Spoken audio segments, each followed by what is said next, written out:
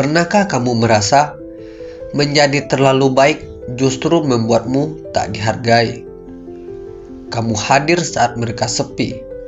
Kamu mendengarkan saat mereka butuh telinga. Kamu memberi meski dirimu sendiri kekurangan. Tapi ujung semua itu, kamu tetap ditinggalkan, dilupakan, bahkan dianggap tak ada. Lucu ya, saat kamu mulai mencintai dirimu sendiri, mereka menyebutmu egois. Tapi waktu kamu korbankan segalanya untuk mereka, tak ada satupun yang peduli. Apa yang salah? Apakah dunia memang sekejam itu? Atau mungkin ada kebiasaan-kebiasaan kecil yang tanpa sadar justru membuat kita tak lagi dihargai. Dan itulah yang akan kita bahas hari ini.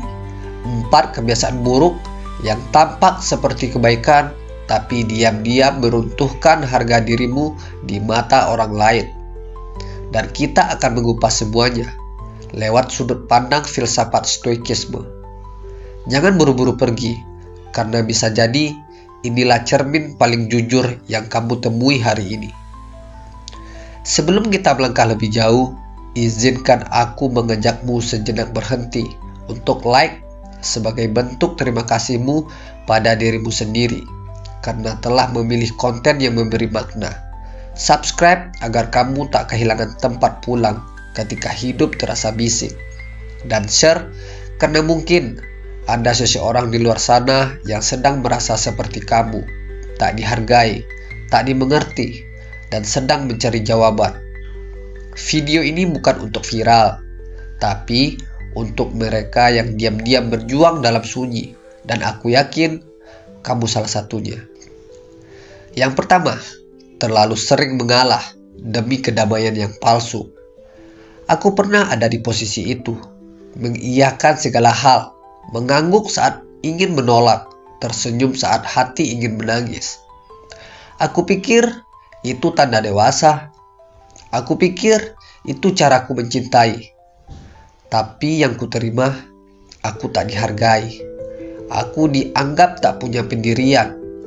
Dan saat aku mulai berbicara, semua orang sudah terbiasa tak mendengar. Kalau kamu tidak membela batasmu sendiri, orang lain akan selalu melewatinya. Stoikisme mengajarkan untuk tidak reaktif, tapi tidak berarti kita harus diam saat disakiti. Ada garis halus antara damai dan penyangkalan diri. Dan kadang, mengalah bukan lagi kebijaksanaan, tapi bentuk baru dari mengkhianati diri sendiri. Yang kedua, menjadikan pengakuan sebagai nafas. Ada masanya aku merasa hampa jika tak dipuji. Setiap hal baik yang kulakukan terasa sia-sia jika tidak ada yang mengakuinya. Tapi semakin aku haus validasi, semakin aku merasa tak cukup. Aku jadi budak tepuk tangan, dan setiap kali tepuk tangan itu berhenti, aku mulai meragukan diriku sendiri. Kita kehilangan jati diri saat hidup hanya untuk dilihat, kata Marcus Aurelius. Stoikisme mengajarkan nilai diri bukan berasal dari sorak-sorai orang lain, tapi dari kedalaman kita memahami siapa diri kita. Pengakuan bukanlah tujuan, itu hanya bunga di pinggir jalan. Dan jika kamu menjadikan bunga itu sebagai arah hidup, kamu akan tersesat. Yang ketiga, memberi terus-menerus kepada mereka yang tak pernah belajar menghargai. Dulu aku percaya, semakin banyak aku memberi, semakin besar cinta yang kuterima. Aku beri waktu, aku beri tenaga, aku beri kesetiaan, bahkan ketika aku sendiri butuh semua itu. Tapi yang kuterima, tak ada balas, tak ada rasa cukup, karena orang yang tak tahu cara menerima akan terus merasa kurang. Memberi itu mulia, tapi kebijaksanaan terletak pada siapa yang kita pilih untuk menerima. Stoikisme mengajarkan bahwa kebaikan pun butuh batas. Jangan sampai kemurahan hatimu menjadi jembatan bagi orang lain untuk menyakitimu terus-menerus. Yang keempat, mengubur diri sendiri demi diterima semua orang. Aku pernah mengubah cara bicara, menyesuaikan cara berpakaian, mengubah mimpi dan arah hidup, semata-mata agar diterima. Tapi setelah semua itu kulakukan, aku justru merasa paling asing dengan diriku sendiri. Dan inilah jebakan paling sunyi dalam hidup, ketika kamu menjadi bayangan dari harapan orang lain, bukan cerminan dari dirimu sendiri. Tak ada yang lebih menyakitkan selain kehilangan diri sendiri demi mempertahankan orang lain. Stoikisme mengajarkan kita untuk mencintai apa adanya, bukan apa yang diharapkan. Menjadi diri sendiri bukan egois.